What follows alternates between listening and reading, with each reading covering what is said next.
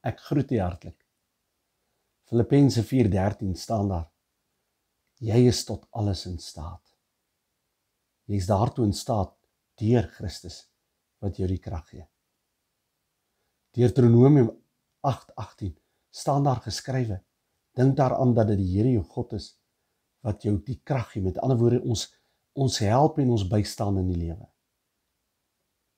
En dan skryf Jesaja 11 vers 2, skryf hy, dink daaraan of weet dit, dat dit die Heilige Gees is, en dan noem hy die Heilige Gees, die Gees van wysheid, van raad, maar ook van krag, van sterkte.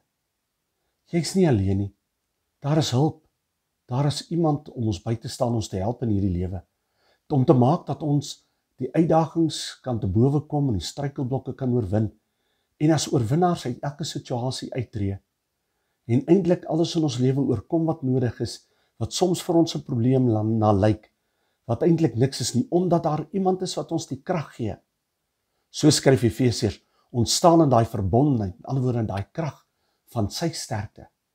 Wanneer jy nie meer kan nie, en jy nie weet waartoe nie, en daar nie oplossing lyk nie, en nie 'n antwoord is nie, weet dit, in hom is jy tot alles in staat. Deur hom wat jou die krag gee, om te kan, om te wil, en uiteindelik meer as oorwinnaar uit die stryd te tree. Die Here seën vir jou.